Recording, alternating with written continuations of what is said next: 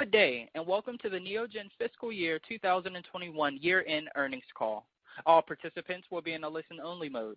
Should you need assistance, please signal a conference specialist by pressing the star key followed by 0. After today's presentation, there will be an opportunity to ask questions.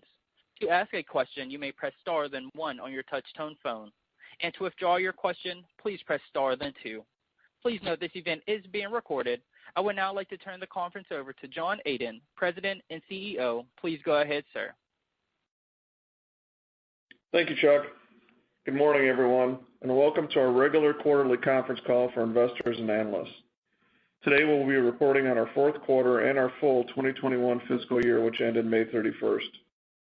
As usual, some of the statements made here today could be termed as forward-looking statements.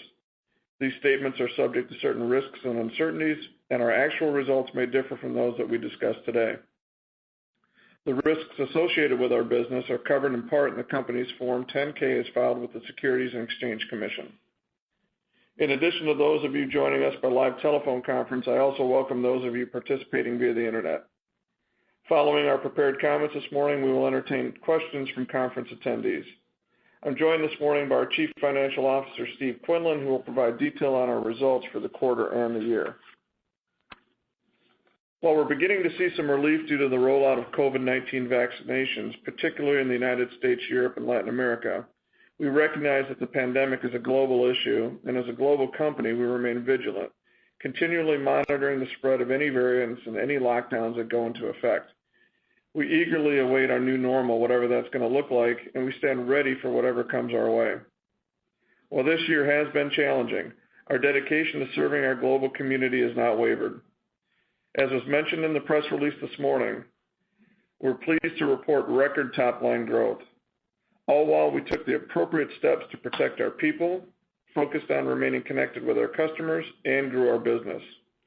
We recognize the important role we play in protecting the global food supply and keeping people, animals, and food safe, especially during a global pandemic. Furthermore, as a leader in the food and animal safety markets, we remain focused on continuing to innovate for our customers across our major product categories to ensure food supply networks across the globe remain as safe as possible. And I will further elaborate on some of our breakthrough products in a few minutes. We finished our fiscal year with a very strong fourth quarter, reporting an increase of 17% over the prior year, as we began to see key areas of our business, like our food allergen test kits, rebound from the lows of the COVID-19 pandemic.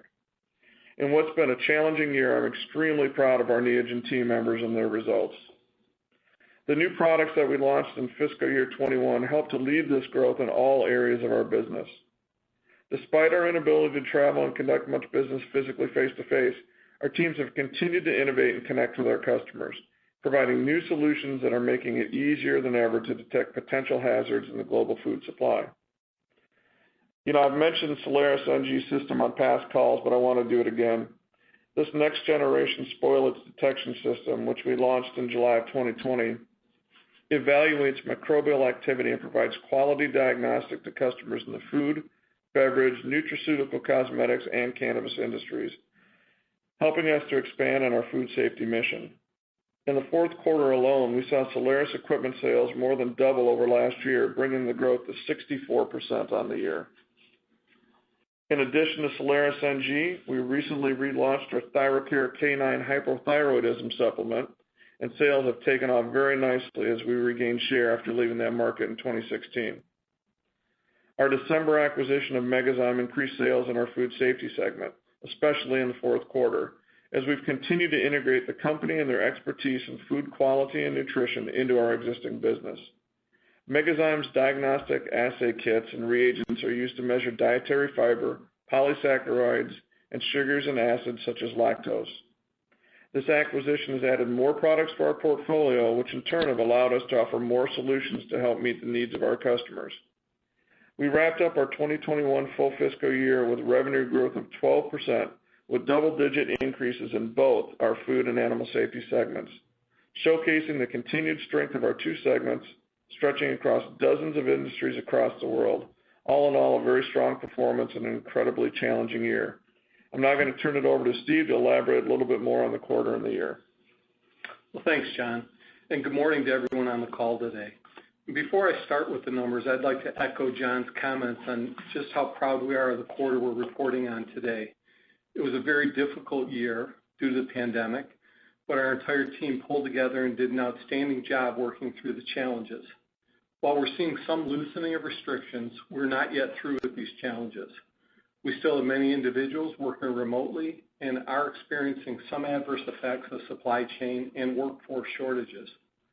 But as markets are opening up, our sales team is starting to increase their business travel, and we're working towards getting back to our normal operating conditions. Earlier today, we issued a press release announcing the results of our fourth quarter and full year, which ended on May 31st. Revenues for the fourth quarter were $127.4 million, compared to $109.1 million in the same quarter a year ago, and that's an increase of 17%. For the full year, revenues were $468.5 million, a 12% increase over last year's $418.2 million. Net income for the quarter was $15.8 million, or 15 cents a share, compared to $16.3 million a year ago, also 15 cents a share. Full year net income for fiscal 2021 was $60.9 million, or 57 cents a share, compared to $59.5 million, or 56 cents a share for fiscal 2020. You'll remember we announced a 2-for-1 stock split effective June 4th, and these per share amounts have been adjusted to reflect this. After several quarters of negative impact from currency, we had some good news in the fourth quarter as several currencies, and in particular the pound and peso, strengthened against the dollar. As a result, our comparative revenues were $3.3 million higher for the quarter than they would have been in a neutral currency environment. Now, this offset currency headwinds for the first half of the year, resulting in a net negative currency impact of only $85,000 on revenue for the full fiscal year. In the fourth quarter, we also benefited from our December 30th acquisition of Ireland-based Megazyme, and to a lesser extent, our July 2020 acquisition of the StandGuard product line. Excluding these acquisitions, our organic sales grew 14% in the fourth quarter and 9% for the year. Overall revenues in the food safety segment increased 18% in the fourth quarter and 10% for the year. Excluding the Megazyme acquisition and several international acquisitions of distributors in fiscal 20, our same-store sales growth was an impressive 12% in the fourth quarter and 6% for the year. In the first half of the year, the food safety segment struggled with some core product lines, as many of our customers were disrupted by COVID and were forced into shutdowns or reduced capacity at their operations around the globe. We've seen business in many markets pick up in the last several months as restrictions are eliminated, but we still have adverse conditions in several countries in which we have operations, such as India and Brazil. Highlights in the food safety product line for the full year include a 19% increase in sales of our Solaris product line for general microbial testing, such as yeast and mold. This was driven by strong sales of our next generation instrument, that Solaris NG that John was talking about, which has exceeded our expectations in fiscal 2021. Additional placements of this instrument also resulted in higher sales of the consumables used for ongoing testing. Sales of our natural toxin test kits increased 6%, while sales of our allergen test kits rose 5%. Our AccuPoint product line, which monitors environmental sanitation in food processing environments, was flat for the year, as many customers lowered their purchase volumes earlier in the year because business was down. In the fourth quarter, this line increased 14%. We recently launched a new reader for this product line and are excited about its potential for fiscal 22. Our Listeria Right Now product continued its steady growth, increasing 21%, while our culture media products grew 1%, as lower ordering from a number of large domestic customers offset some new business to a vaccine manufacturer. We continue to face adverse conditions with our drug residue product line, as those sales declined 30% in fiscal 21. An inability to make in-person sales calls during COVID has hurt our ability to convert customers after we ended our exclusive distribution agreement with our European distributor. Continuing internationally, sales were up 11%, despite COVID-related challenges throughout most of the year in most of the countries we operate in. Sales in the UK increased 10%, with some of this growth coming from a stronger pound compared to the dollar. Our increase in pounds was 4%. The growth was led by a 22% increase in sales of cleaners and disinfectants, primarily due to strong sales to China, as that country continues to fight the African swine fever outbreak and COVID-19, as well as high sales of hand sanitizers to the UK government in our first quarter. After a difficult year resulting from COVID-related lockdowns, food safety sales are starting to increase, with our one broth, one plate micro workflow solution to detect Listeria and Salmonella and increased allergen testing leading the way. Revenues in our Brazilian food safety operations increased 5% in US dollars for the quarter, led by a large increase in forensic test kit revenues, as supply issues from a competitor allowed us to pick up additional business with a customer. Higher sales of aflatoxin test kits for corn, culture media, and genomic services for the bovine market also contributed to their increase, which was 10% for the quarter in Brazilian reais. For the full year, sales in Brazil increased 15% in local currency, but decreased 8% when converted to US dollars, as the real devalued significantly against the dollar, especially in the first half of this year. Sales at our Mexican operations increased 2% for the quarter in pesos, and this converted to a 17% increase in US dollars due to that strengthening peso. Broad-based increases in our diagnostic test kits were partially offset by lower sales of gloves and cleaners and disinfectants, which were abnormally strong in the fourth quarter of last year, as those products were in high demand early in the pandemic. Our China operation had a great year, with revenues more than doubling in US dollars for both the fourth quarter and full year periods, from continued sales increases of cleaners and disinfectants to help in fighting against outbreaks of African swine fever and COVID-19 in that country. Our genomics business in China also had higher sales to the bovine and swine markets. While the pork industry is still struggling from the African swine fever outbreak, we've seen increased testing as producers have rebuilt their animal stocks. Revenues for the animal safety segment rose 16% for the quarter and 14% for the full year. This is especially impressive considering last year's fourth quarter results included a $4.5 million increase in sales of sanitizers, disinfectant products, and personal protective equipment such as gloves, as demand for those products exploded early in the pandemic. As most of you know from personal experience, supply caught up to demand last summer, and those opportunistic sales fell off. Additionally, our pre-COVID protective wear business was down this year due to back orders on these distributed products. The increase in animal safety revenues for the year were broad-based, with animal care products such as vitamin injectables, small animal supplements, and antibiotics up 31%, driven by an increase in spending on companion animals, especially dogs and cats, during the pandemic. Our thyroid replacement product, ThyroCare, which we just introduced late in the year, produced strong sales in its first quarter and much excitement, with high expectations for fiscal 22. Veterinary instruments such as needles and syringes increased 16%, while rodenticides increased 42% due to significant rodent pressure in the U.S. throughout the year. Our insecticides line increased 15%, with notable benefit from our acquisition of the StandGuard product line last July. Partially offsetting this growth was a $2.5 million decline in sales of dairy supplies due to the June 2020 termination of an agreement in which we distributed these products for a large manufacturer of dairy equipment. Cleaner and disinfectant sales sold through the segment were also down 15% from lower sales of water treatment products in the U.S., and opportunistic sales of sanitizing products in the fourth quarter of the prior year fell off after the first quarter of fiscal 21.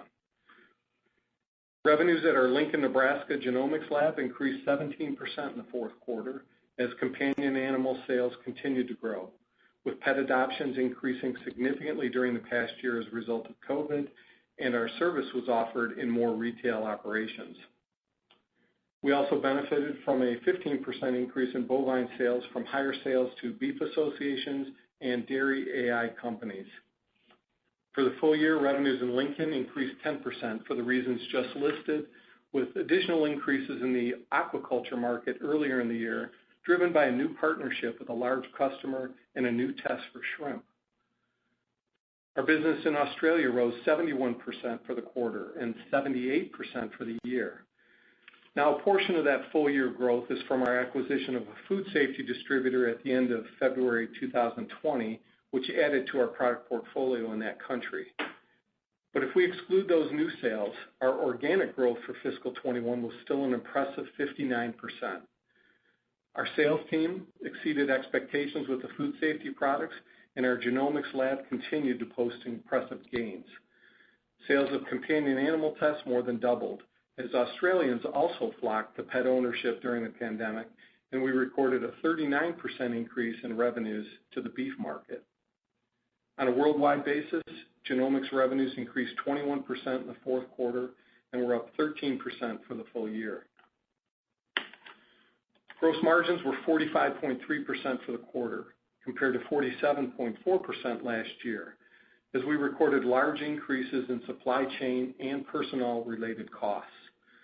I think it's important to note that the 47.4% gross margin in the prior year fourth quarter was driven higher by the $4.5 million of opportunistic sales of hand sanitizers and protective wear such as gloves in that period, as the demand for those products in the early stages of the COVID pandemic far outstripped supply. The decrease in our gross margins in the current year quarter is due to a 210 basis point decline in the food safety segment, in part caused by higher sales of lower margin products such as cleaners and disinfectants in China. We also experienced significantly higher costs for freight and personnel costs due to both increased volume and rate increases resulting from labor shortages. International freight and costs rose precipitously across the business as port delays and supply constraints drove sea rates higher, while air freight rates also rose, again the result of lower supply due to fewer commercial airliners flying during the pandemic. These conditions do persist, and we are taking steps to address them, including consolidation of orders, purchasing larger orders less frequently, changing modes, and potentially passing on increases. We had an increase in scrap in our food safety operations in the fourth quarter, higher outside contracted services costs related to our newly launched instruments, and health insurance expenses driven by elective procedures postponed during the initial phase of the pandemic also increased for both the quarter and the year. For the full year, gross margins were 45.9% from 46.9% last year. Overall operating expenses were up 18% for the fourth quarter and 9% for the full year. This year's fourth quarter is a difficult comparison since we had no business-related travel in the prior year and also took proactive measures at that time, such as senior management salary reductions, furloughs, or reduced hours for some staff, and a spending freeze to protect the business due to the uncertainty of the COVID impact. These actions eliminated approximately $2 million of expense in the prior year fourth quarter. Now, while we're still not at pre-COVID levels of travel, our sales teams in certain areas of the world have started to have face-to-face interaction with customers again in the past few months. As a result, sales and marketing expenses increased 25% in the fourth quarter, but only 5% for the full year. Increases in salaries and commissions and shipping expense, both in line with revenue growth, were offset by a $3 million decrease in spending on travel and meals for the full year. General administrative expenses rose 8% for the quarter and 15% for the full year. Earlier in fiscal 2021, we spent $3.1 million on consulting, legal, and other professional fees related to acquisition activity for targeted business, which we ultimately were not successful in acquiring. Excluding these costs, the increase in G&A for fiscal 21 was 8%. Increases in headcount, including a number of senior management positions, where we added a general counsel and a chief commercial officer, Incremental amortization expenses, which are non-cash, resulting from our recent acquisitions, and higher levels of IT investment also contributed to the increase. The Megazyme acquisition added almost $1 million of cost, including amortization, to this category in the last 5 months of fiscal 21. Research and development expenses were $4.1 million for the quarter. That was an increase of 18% for the prior year's fourth quarter. For the full year, R&D expense increased 10% to $16.2 million. The acquisition of Megazyme, which has a small R&D team, contributed about $500,000 to the fiscal 21 increase. As a percent of sales, R&D expense was 3.5% in both the current and prior years. Other increases in this category included spending with outside partners to develop the new readers, which we launched in fiscal 21, and higher spend on salaries, contracted services, and product approvals. Operating income for the fourth quarter at $20.3 million was up 2% over the prior year quarter due to the previously discussed reduction in gross margin percentage and increase in operating expenses. For the full year, our operating income was $74.2 million, or 15.8% of sales, compared to $67.5 million, or 16.1% of sales in the prior year. Our 2021 operating income represented a 10% increase over fiscal 20. Excluding our $3.1 million spend on the acquisition opportunities, operating income would have been 16.5% of our sales and would have been a 14% increase over 2020.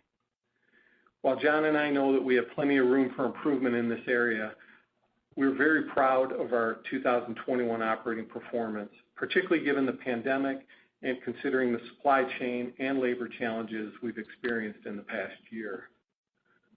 Other income for the year was $1.1 million compared to $4.8 million in the prior year. This significant reduction is due to a $4.4 million drop in interest income, despite having higher cash balances throughout the year, resulting from a precipitous drop in yields on our marketable securities portfolio due to U.S. Federal Reserve efforts to stimulate the economy during the pandemic. Our effective tax rate for the fourth quarter was 21.8%. This compares to 22.8% recorded in last year's fourth quarter. And for the full year, the effective rate increased from 17.7% in fiscal 20 to 19.1% this year, despite a higher tax benefit from the exercise of stock options in the current year. The increase in effective rate for the year was driven by international operations, as we had higher profitability in some countries with higher tax rates, and we also paid more tax in the U.S. under the newer rules that tax profitability at our international operations. We continue to produce strong cash flow, generating $81 million from operations for the full year versus $86 million in the prior fiscal year, and invested about $27 million in property and equipment and $52 million in acquisitions during the year. Our inventory balances increased 6% in fiscal 2021, or $5.6 million. Excluding inventory acquired from the Megazyme acquisition, our inventory balances were flat compared to the prior year end. As we continue to weather supply chain issues and product delivery challenges resulting from both the pandemic and the Brexit transition in January, we've been forced to increase inventory levels in some areas in order to ensure product is available for end customers. Our operations team have done well to balance that need with a continued focus on keeping our overall inventory levels down. Accounts receivable balance rose by 8% over levels at last year end, and the increase is primarily due to higher sales in the fourth quarter of this year compared to the same period last year. Our days sales outstanding improved to 66 days at May 31st, 2021, compared to 68 days a year ago. And our collections team has focused their efforts in the past year due to the economic uncertainty of the pandemic. And I'm pleased to report that we've not seen an appreciable interest in bad debt write-offs or bankruptcies. This was an extraordinary year we've just gone through, and I believe the performance of the team was outstanding. As we fought our way through all the obstacles put in front of us, from COVID lockdowns and quarantines through supply chain issues, labor shortages, and Brexit. I could not be prouder of our more than 1,800 employees worldwide and how they've handled the year. In fiscal 21, during very difficult conditions, we continue to invest in future growth, launching a number of new products, spending on new development opportunities, and looking at potential acquisitions. So this will continue as we build the product portfolio and infrastructure to allow us to accelerate our growth. Going into fiscal 22, as our markets open up across the world, our travel and selling expenses will increase disproportionately, but we believe the magnitude of our projected revenue growth will be sufficient to cover that growth. As John's indicated, there's much to look forward to in fiscal 22. We have tremendous momentum going into the new year and are optimistic and excited for the year ahead. John? Thanks, Steve. Steve's right. There's a lot of different variables affecting our numbers for this quarter and the year, and we recognize that this has been an unusual year, and we're actively managing the effects of the pandemic and what those effects have been on Neogen. Like so many others around the world, Neogen's been dealing with supply chain issues due to the pandemic. Steve mentioned this, but we've seen our costs, both inbound and outbound freight, increase tremendously, in some cases tripling, and we've been dealing with the impacts on our margin and earnings all year. Steve talked about the actions that we're taking to help curb those costs going forward, so we feel pretty confident we're going to get those back under control. Steve went through this in a lot of detail, but I think it's worth talking about some more. Comparing our financial performance to last year's fourth quarter is difficult. Last year at this time, the world was just entering a lockdown, and we were unsure as to how the global pandemic would impact our business. So as Steve talked about, we implemented a number of cost-saving, really aggressive cost-saving measures. We reduced or eliminated the pay of our senior management. We furloughed or reduced the hours of approximately 5% of our U.S. workforce. We cut discretionary spending, and we halted all business travel, and that saved us nearly $2 million in the quarter of last year. We then quickly found opportunities to support customers around the world in protecting their facilities and staff with opportunistic sales of gloves, sanitizers, and disinfectants of over $4.5 million. That being said, we feel well prepared to handle these variables, and I'm extremely optimistic about the business as we move into our new year. This July, we're going to be fully integrating Megazyme into the U.S. and sales and marketing teams. We've already seen a tremendous amount of excitement from our customers regarding the products offered by Megazyme, and we look forward to carrying that excitement into the marketplace and offering these new solutions. Our animal safety segment had a strong recovery year on the strength of animal care products, veterinary instruments, and biosecurity products. We received EPA approval for the U.S. distribution of Neogen Viroxide Super and launched it domestically at the World Pork Expo in June. Demand continues to be strong for rodent control products across the U.S. as we move into fiscal 22, and I look forward to seeing continued growth of this segment into the next fiscal year. We're seeing our forensic toxicology samples beginning to increase as we are expecting the industry to bounce back after the COVID-19 shutdowns of workplaces and racetracks. Our worldwide genomics offering continues to grow, reaching new markets and new customers. We're really excited about the growth we've seen in the aquaculture sector. On June 24th, we announced the expansion of our partnership with the Center for Aquaculture Technologies, a leader in the field of genetic improvement for aquatic species, which continues to open doors for us to work with aquatic breeders to help make more informed breeding decisions and ensure sustainable farming. We've also seen our companion animal genomic services continue to be strong. Our canine parentage test remains the most common test done in the United States and used by the American Kennel Club. And our sales of that product, as Steve mentioned, more than doubled in Australia. We also see tremendous potential in the new Igenity Canine Wellness Test, which we launched in December of 2020. This test gives veterinarians the opportunity to screen for predisposed risk factors so they can make informed recommendations on diet and exercise, as well as screen for possible health concerns. In May, we launched our new AccuPoint NG ATP sanitation monitoring system, which has been redesigned to be more user-friendly while offering the fastest, most precise, and easy-to-monitor testing data.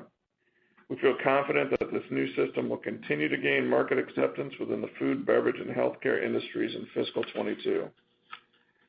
This last year, we began offering our new Neogen Analytics food safety risk management software as a service. The service delivers the most comprehensive environmental monitoring program automation solutions for food companies and is compatible with innovative technologies like our new AccuPoint NG and Answer systems. With it, users can implement systems that increase the visibility of food testing results, reducing risk, and elevating food safety standards. In Q4, we quadrupled the number of sites using Neogen Analytics. We have a strong customer demand that will continue new placements throughout fiscal year 22. We also recently received AOAC approval for our Solaris direct yeast and mold test for use in cannabis, allowing us to provide a valuable service to the growing cannabis industry, offering safe and secure options from potentially harmful microorganisms.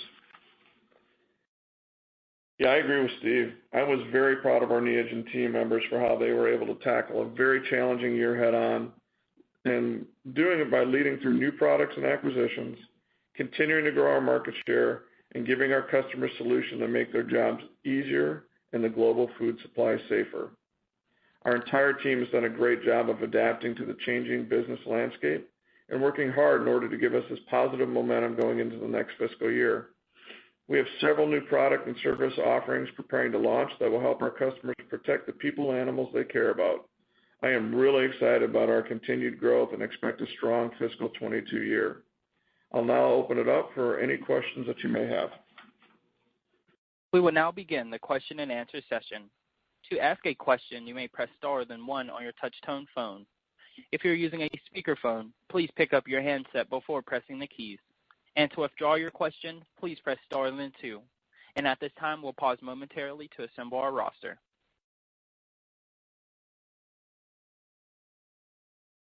And the first question will come from David Westenberg with Guggenheim Securities. Please go ahead. Hi, thank you for taking the question, and congrats on a great year. And appreciate all the color in terms of the margin. That was a lot of very good commentary and helpful. And I'm happy to hear everyone got their salaries back. So, can you quantify? Can you quantify some of the shipping costs that might have occurred in the quarter and when they're expecting to roll off? And then just kind of on a ballpark on a go-forward gross margins maybe for this year and the year next, because there's been obviously a lot of funkiness in this last year, whether it be like the shipping costs, and then I guess the prior year, you had some opportunistic sales. Traditionally, I think a Neogen is like this 47-ish gross margin company. Is that kind of still the way to think about it? Yeah, Dave, I'll let Steve comment directly on shipping. That's all right. I'll let Steve comment on the shipping, and then I'll follow up with the rest. Yeah, David, I would say that in the fourth quarter, the incremental freight impact was about $700,000 on us.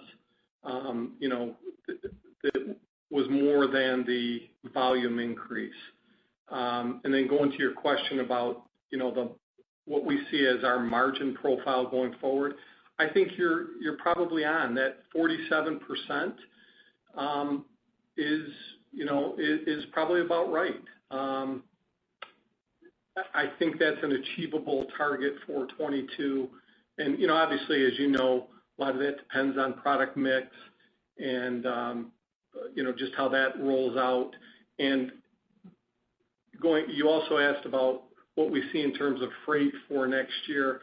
All the reports that we read and people we talk to are that, the freight supply-demand imbalance is going to continue into 22.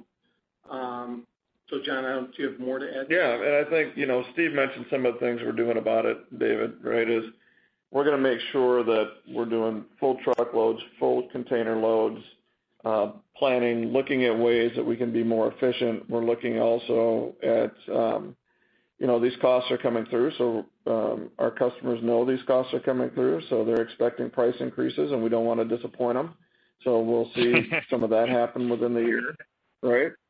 And so you're going to see an opportunity for us to improve margins that way. And I agree with Steve. I think, that baseline that you're looking at is not unrealistic, and we know that there's upside opportunity there. Perfect. And then just one quick one on the JBS plant shutdown due to the cyber attack in Brazil. Did that have any impact on you? I realize that you have a lot of customers, and maybe one customer doesn't do anything, but just wondering if that might have done anything. It was nothing material for us. I mean, it's something to watch across all others. I mean, the thing I'm really watching more, David, is the 2 confirmed cases of African swine fever in a commercial herd in Germany that came out last week. I think that could be a much bigger, impact. So I think, we continue to look for what's going on around the world and find ways to, as Steve mentioned, we did the opportunistic sales last year, and we'll find a way to fill that gap with new opportunities this year because that's what we do. Got it. And I'll just ask one more before hopping back in queue. Just can you talk about acquisition priorities, if you have them, in terms of animal versus food safety, if you're looking at more value or growth, or international or domestic? And I'm guessing the answer is everything, but if you maybe could rank order a little bit to give us kind of a framework on how you might be looking at it and go forward, that'd be great, and I'll hop back in queue after that.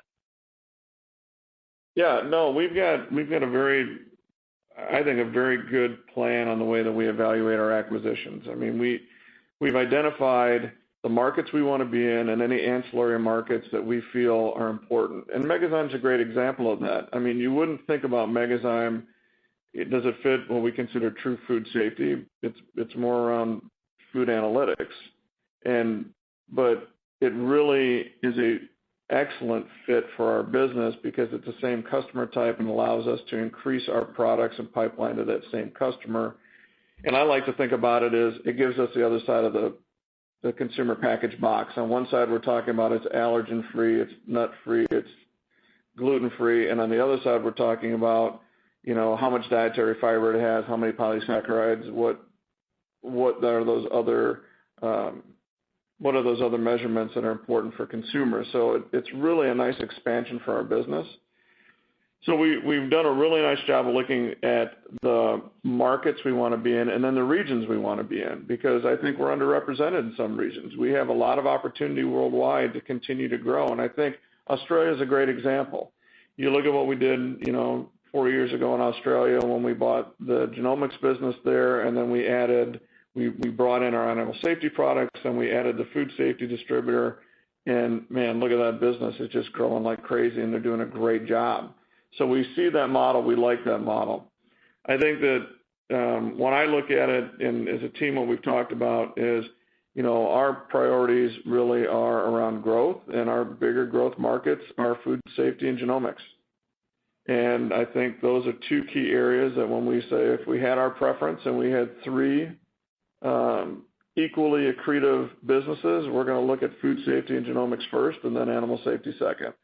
Within the animal safety, I want to increase our exposure in the companion because that's faster growing than production.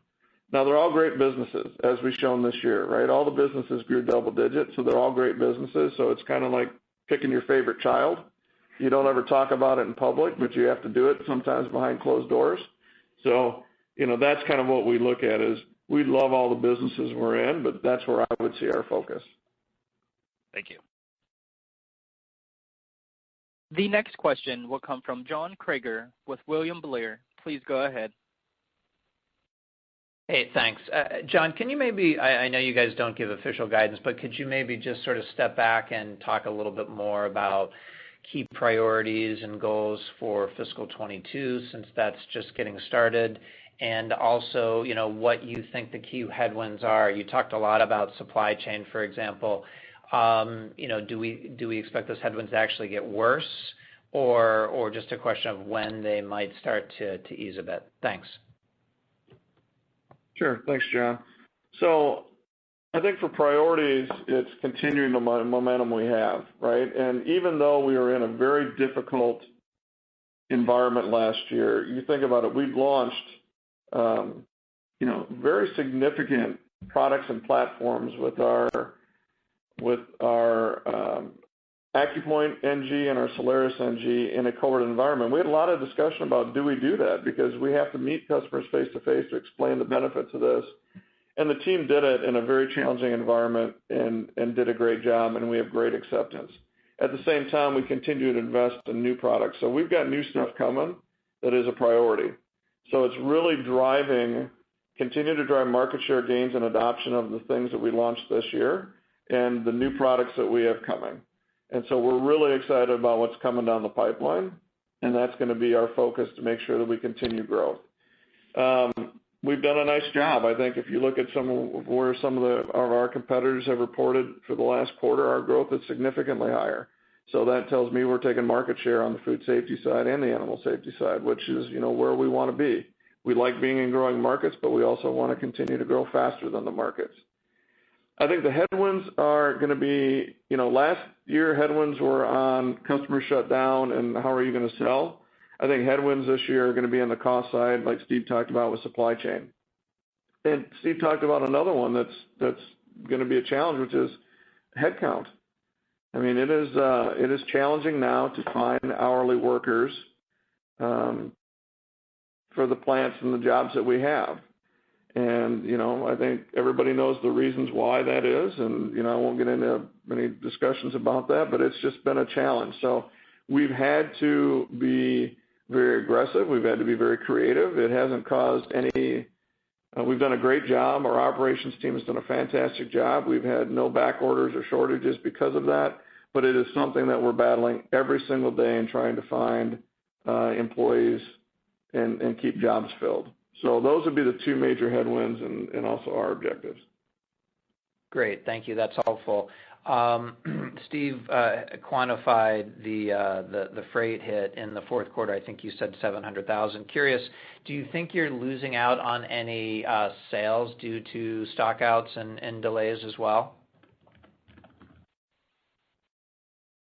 I don't think so. I mean, we watch that really closely, John. I think what will happen is, we're going to end up on some of our lower margin products that are freight intensive. We're going to raise the price and either we're going to make money at it or we're not going to sell it. That's how that's going to work. Makes sense. Okay. And then one last one. A year ago, John, you talked a lot about the pressure on the institutional side of the food service business really kind of hurting food safety. Where do you think that is now? Is that sort of back to normal, or do we still have an opportunity to see a ramp in demand in the fall as kids go back to school and maybe conferences come back? I think it's come back really nicely, but I think there's more upside there. And again, it's that comment is specifically around North America, around the U.S. When we look at kind of where we are within this pandemic across our businesses, we're in a lot of different stages in a lot of different countries. So I think we're just starting the opportunity of opening up and seeing some of that business come back. And, we see that with our internet sales are up, our e-commerce business is doing really well, and that's kind of what shows me the leading indicator of those smaller customers are coming back. They're starting to buy again, and you saw it with our allergen test kits. That was a nice bump for the quarter. Great. Thank you. Thanks, Jim. The next question will come from Mark Conley with Stephens. Please go ahead. Thanks. John, I was hoping that you could talk a little bit more about the growth drivers in your animal genetics business outside of companion animals. Curious where, in the year and a couple of years ahead, you think the growth is going to be there, how important issues like ASF and plant-based meat are versus, productivity and animal health.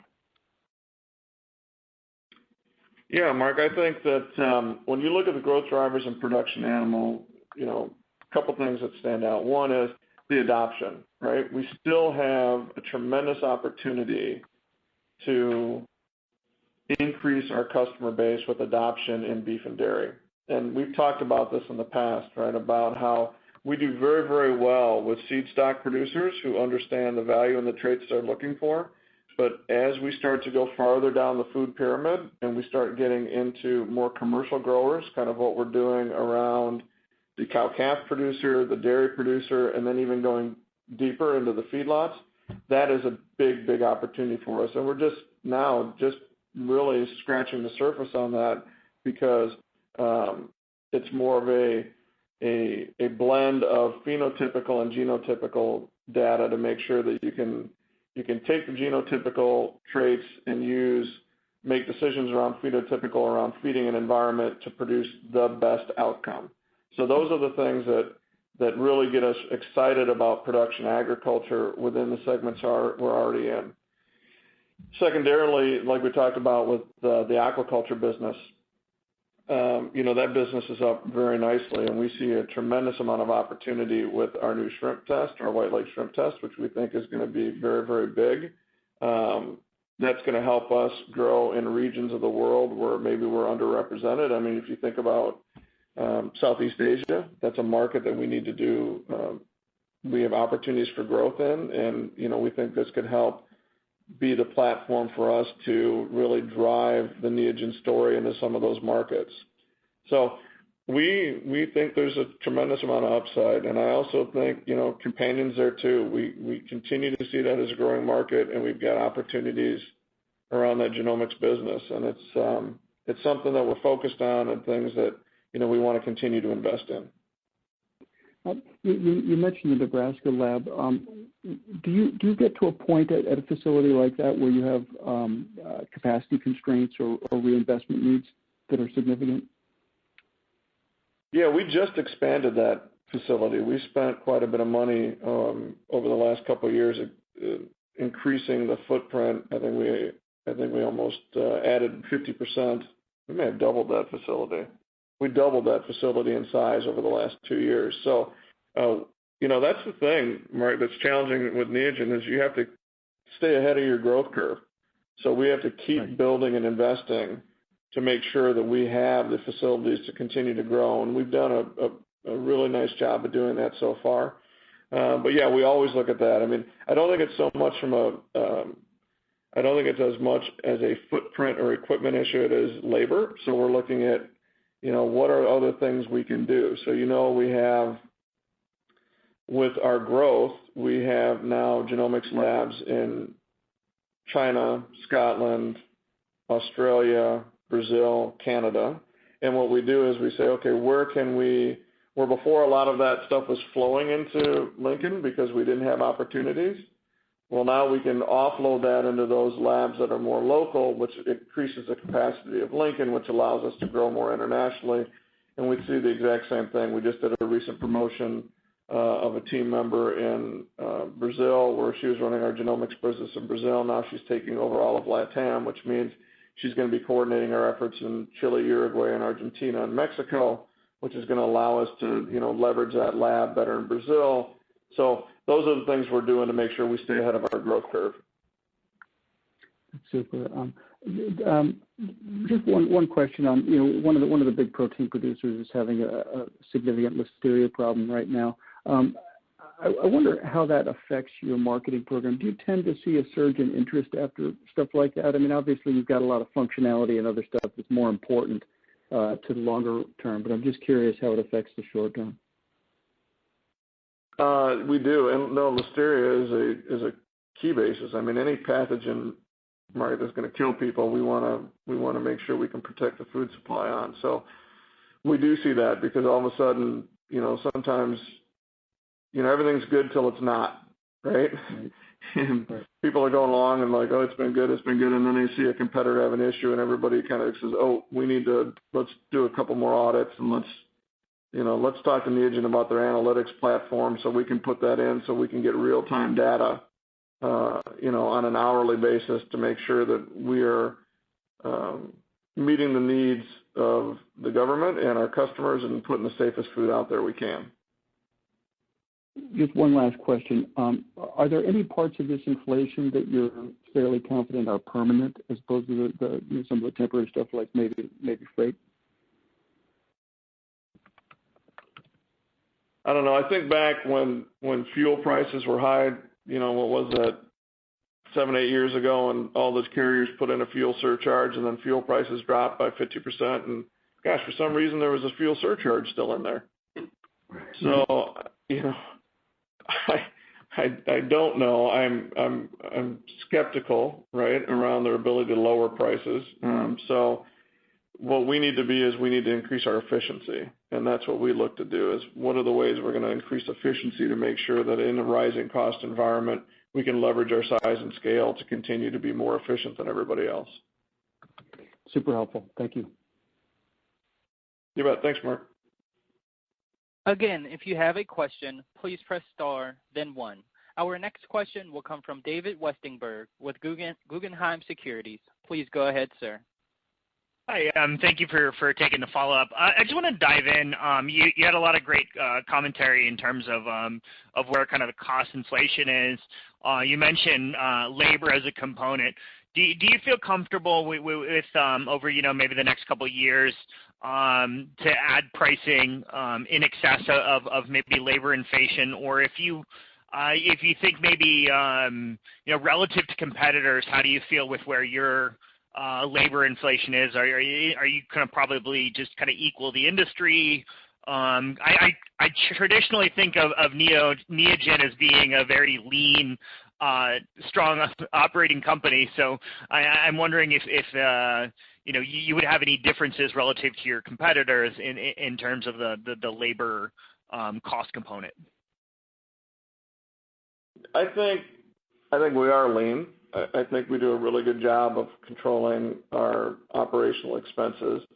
As Steve talked about, we did investment spend in our leadership group this year, which I think is already paying great dividends, right? So we added a chief commercial officer, we added Doug Jones, we added Amy Rockland as our general counsel, and both of them have been outstanding contributors.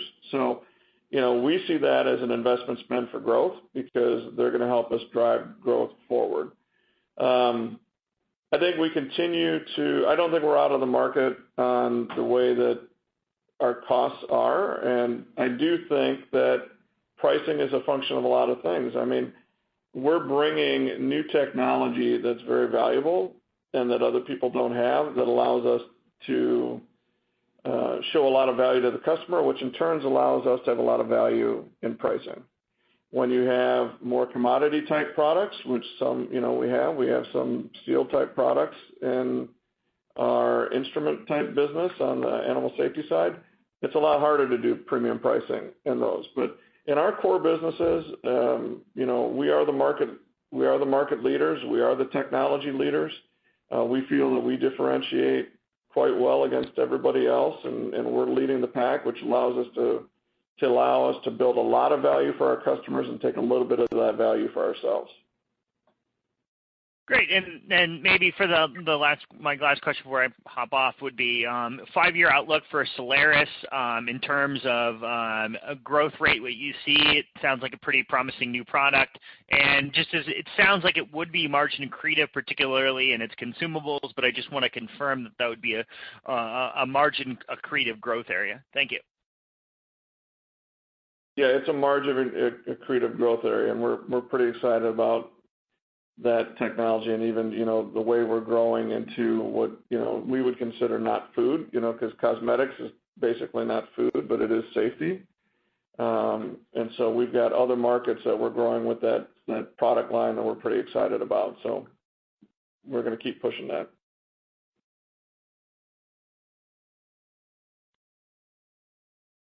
Thanks, everybody. Chuck, is that it? Yes, sir. This will conclude our question and answer session.